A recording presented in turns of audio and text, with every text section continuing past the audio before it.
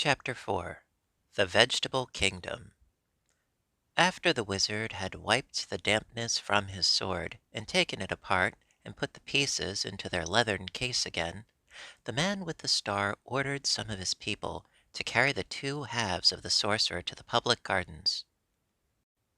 Jim pricked up his ears when he heard they were going to the gardens and wanted to join the party, thinking he might find something proper to eat. So Zeb put down the top of the buggy and invited the wizard to ride with them. The seat was amply wide enough for the little man and the two children, and when Jim started to leave the hall, the kitten jumped upon his back and sat there quite contentedly.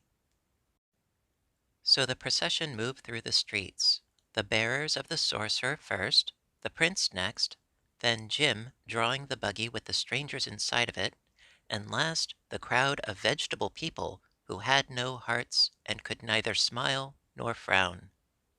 The glass city had several fine streets, for a good many people lived there, but when the procession had passed through these, it came upon a broad plain covered with gardens and watered by many pretty brooks that flowed through it. There were paths through these gardens, and over some of the brooks were ornamental glass bridges. Dorothy and Zeb now got out of the buggy and walked beside the prince so that they might see and examine the flowers and plants better.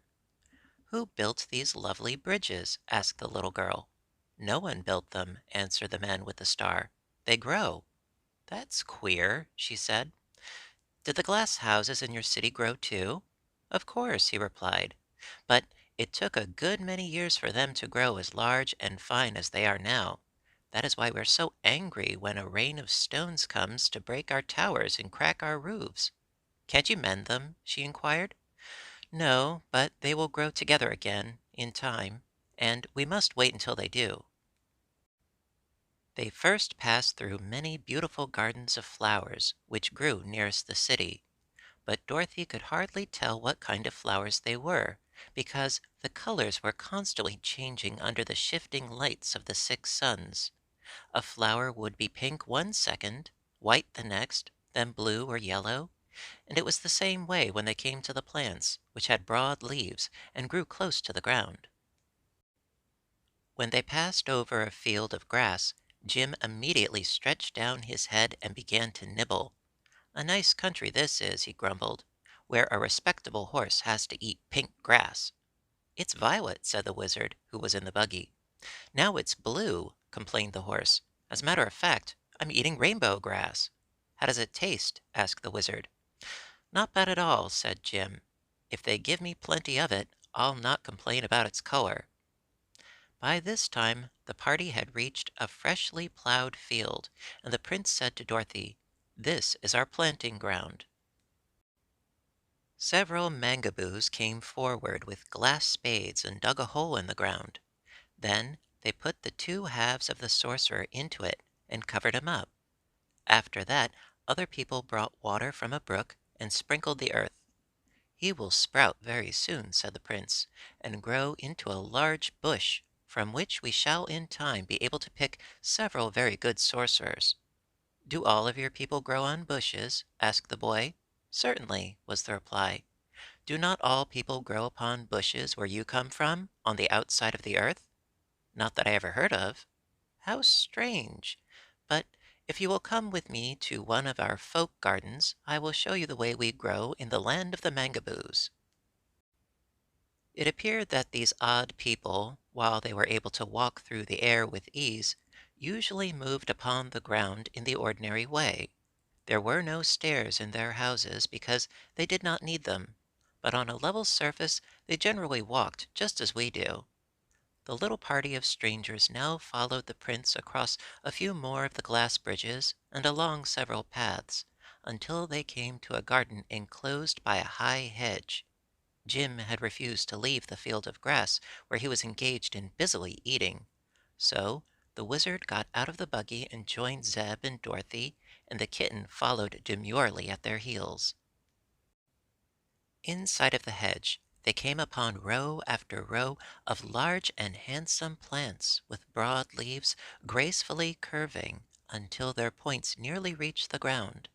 In the center of each plant grew a daintily dressed mangaboo, for the clothing of all these creatures grew upon them and was attached to their bodies. The growing mangaboos were of all sizes, from the blossom that had just turned into a wee baby to the full grown and almost ripe man or woman. On some of the bushes might be seen a bud, a blossom, a baby, a half grown person, and a ripe one. But even those ready to pluck were motionless and silent, as if devoid of life. This sight explained to Dorothy why she had seen no children among the mangaboos, a thing she had until now been unable to account for. Our people do not acquire their real life until they leave their bushes, said the prince. You will notice that they are all attached to the plants by the soles of their feet, and when they are quite ripe, they are easily separated from the stems and at once attain the powers of motion and speech. So while they grow, they cannot be said to be really live, and they must be picked before they can become good citizens. How long do you live after you are picked? Asked Dorothy. That depends upon the care we take of ourselves, he replied. If we keep cool and moist and meet with no accidents, we often live for 5 years. I've been picked over 6 years, but our family is known to be especially long lived. Do you eat? Asked the boy. Eat? No, indeed.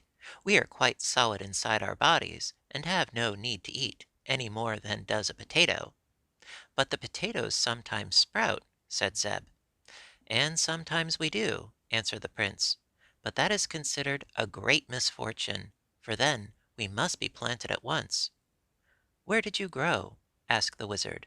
I will show you, was the reply. Step this way, please. He led them within another but smaller circle of hedge, where grew one large and beautiful bush.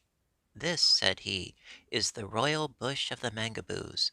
All of our princes and rulers have grown upon this one bush from time immemorial. They stood before it in silent admiration. On the central stalk stood poised the figure of a girl, so exquisitely formed and colored, and so lovely in the expression of her delicate features, that Dorothy thought she had never seen so sweet and adorable a creature in all her life. The maiden's gown was soft as satin, and fell about her in ample folds, while dainty lace-like traceries trimmed the bodice and sleeves. Her flesh was fine and smooth as polished ivory, and her poise expressed both dignity and grace. "Who is this?" asked the wizard curiously. The prince had been staring hard at the girl on the bush. Now he answered, with a touch of uneasiness in his cold tones. "She is the ruler destined to be my successor, for she is a royal princess. When she becomes fully ripe, I must abandon the sovereignty of the mangaboos to her." "Isn't she ripe now?" asked Dorothy. He hesitated. "Not quite," he said finally. "It will be several days before she needs to be picked, or at least that is my judgment. I am in no hurry to resign my office and be planted, you may be sure." "Probably not," declared the wizard, nodding. "This is one of the most unpleasant things about our vegetable lives," continued the prince with a sigh, "that while we are in our full prime, we must give way to another, and be covered up in the ground to sprout and grow and give birth to other people." "I'm sure the princess is ready to be picked," asserted Dorothy, gazing hard at the beautiful girl on the bush. "She's as perfect as she can be." "Never mind," answered the prince hastily. "She will be all right for a few days longer, and it's best for me to rule until I can dispose of you strangers, who have come to our land uninvited and must be attended to at once." "What are you going to do with us?" asked Zeb. "That is a matter I have not quite decided upon," was the reply. "I think I shall keep this wizard until a new sorcerer is ready to pick, for he seems quite skillful and may be of use to us. But the rest of you must be destroyed in some way, and you cannot be planted, because I do not wish horses and cats and meat people growing all over our country." "You needn't worry," said Dorothy. We wouldn't grow underground, I'm sure.